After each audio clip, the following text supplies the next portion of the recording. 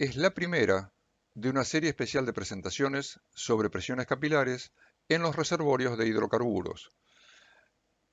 El primer objetivo de esta charla inicial es el de introducir la terminología y los conceptos relacionados a las presiones capilares en la ingeniería de reservorios. El segundo objetivo es el de mostrar con ejemplos visuales muy simplificados el impacto de las presiones capilares sobre las presiones de los diferentes fluidos en función de la profundidad.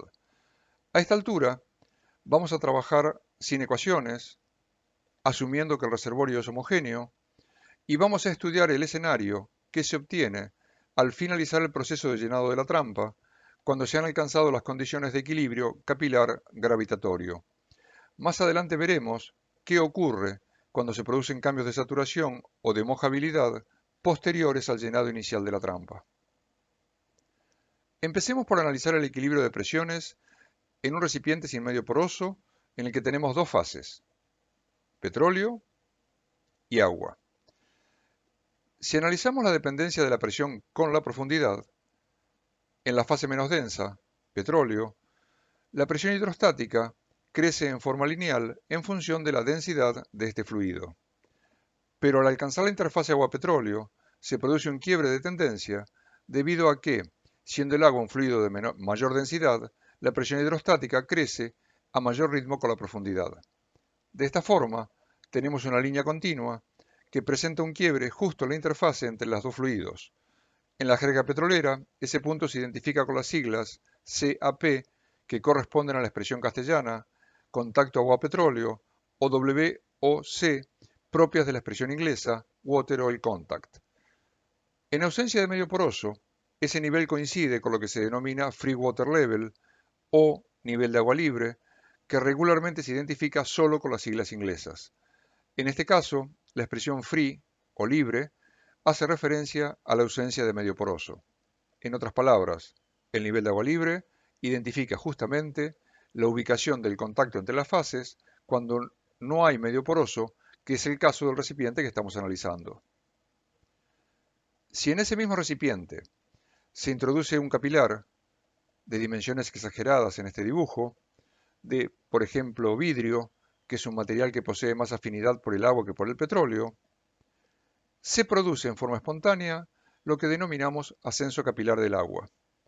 De esta forma, dentro del capilar se genera un nuevo contacto entre las fases que no coincide con el contacto original. En el esquema estamos asumiendo que la fuente de agua y petróleo es mucho más importante que el volumen del capilar, por lo que el nivel de agua libre no sufre cambios por el reacomodamiento de fluidos dentro del capilar. Como resultado, dentro del capilar, se extiende el gradiente de presiones hidrostáticas del agua hasta el nuevo contacto, y como la presencia del capilar no puede afectar la distribución original de presiones, en el nuevo contacto, el agua y el petróleo poseen diferentes presiones. Esa diferencia de presiones entre un lado y el otro lado de la interfase se denomina justamente presión capilar. Como veremos, siempre, la fase que presenta mayor afinidad por el sólido, la fase mojante, está a menos presión que la fase no mojante. De hecho, la definición estricta de presión capilar es la que se expresa en la igualdad que estamos viendo en la transparencia. Más adelante, veremos que siempre es necesaria la presencia de una interfase curva para que exista diferencia de presión entre las fases en contacto.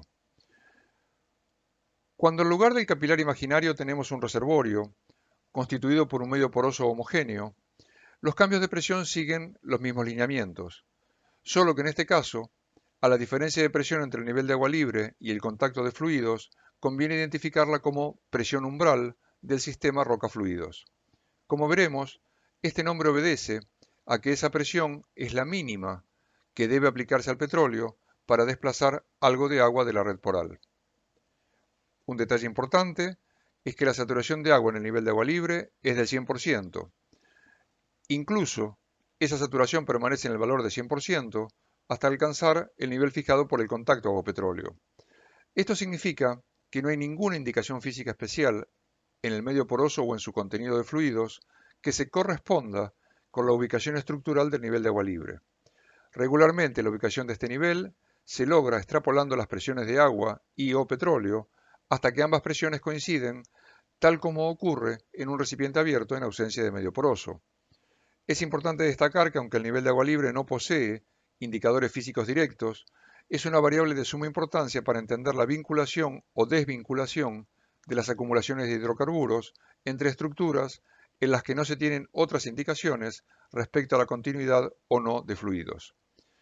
Cuando analicemos los sistemas oleófilos, veremos que, asociado a un cambio de mojabilidad de la roca, puede trasladarse el nivel de agua libre en la estructura sin que cambie significativamente el contacto de fluidos. También veremos que no todas las acumulaciones de hidrocarburos tienen un nivel de agua libre con significado físico. Podemos imaginar que todo este análisis se hace en una acumulación en el subsuelo, tal como se esquematiza en esta figura. En ese caso, es importante destacar que las presiones de petróleo que se indican con línea de puntos no tienen existencia física, pues no hay petróleo en esos niveles del reservorio.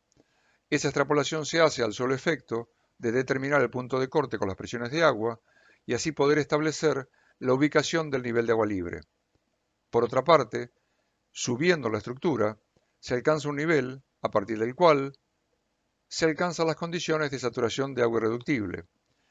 Entre ese nivel y el tope de la estructura, la saturación de agua permanece constante porque durante el desplazamiento con petróleo se alcanzaron las condiciones en que la fase acuosa se hizo discontinua y por lo tanto dejó de fluir por el medio poroso. Los niveles en los que la saturación de agua varía desde 100% hasta el valor de agua irreductible se conoce como zona de transición capilar.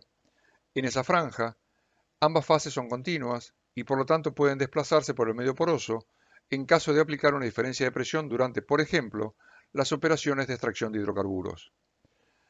Si bien por encima de la zona de transición se pueden extrapolar matemáticamente la tendencia de las presiones de agua, esa línea discontinua no tiene correlato físico, pues como ya se dijo, la fase acuosa se hace discontinua y por lo tanto no existe una columna de agua que pueda transmitir la presión hidrostática de este fluido.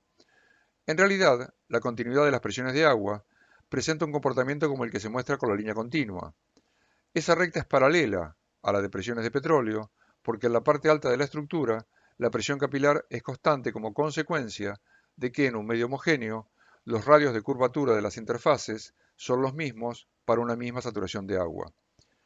Por último, es conveniente recordar que la saturación de agua permanece en el valor de 100% no solo por debajo del nivel de agua libre, sino también por debajo del contacto agua-petróleo. También es importante preguntarse si en alguna parte de la estructura existen valores de saturación residual de petróleo. La respuesta es negativa, dado que durante el proceso de llenado de la trampa, el petróleo encuentra algún camino migratorio que lo lleva hasta el tope de la estructura y la acumulación principal se produce desde el tope hacia la base, con el petróleo alcanzando niveles más y más bajos a medida que aumenta la acumulación. En este proceso, el petróleo solo puede desplazar al agua si avanza como fase continua. Ningún fluido puede desplazarse por el medio poroso usando su propio impulso en forma de gotas discontinuas. En consecuencia, cualquier acumulación de petróleo representada en esta imagen corresponde a una fase continua y por lo tanto parcial o totalmente desplazable, no residual. Como veremos, para que se forme el petróleo residual es necesario que la fase desplazada sea justamente el hidrocarburo. Con respecto a lo que ocurre en el camino migratorio y la posibilidad de encontrar petróleo residual en el trayecto desde la roca generadora hasta el reservorio de una trampa convencional, como la que estamos analizando, es un tema que se analizará en próximas charlas. Justamente, los que siguen son algunos de los temas de los próximos desarrollos. ¿Qué pasa cuando cambia la mojabilidad del reservorio? ¿Cómo quedan los escenarios en los que la acumulación inicial es seguida de uno o más ciclos de ingreso de agua? ¿Cómo es la distribución de fluidos en rocas heterogéneas?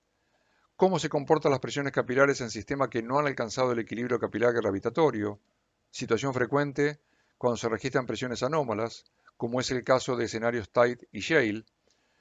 Vamos a repasar el concepto de mojabilidad, vamos a ver cómo se miden las presiones capilares, vamos a ver qué significan y cómo se caracterizan los sellos capilares y, por supuesto, desarrollaremos algunas recomendaciones para usar adecuadamente la información de laboratorio.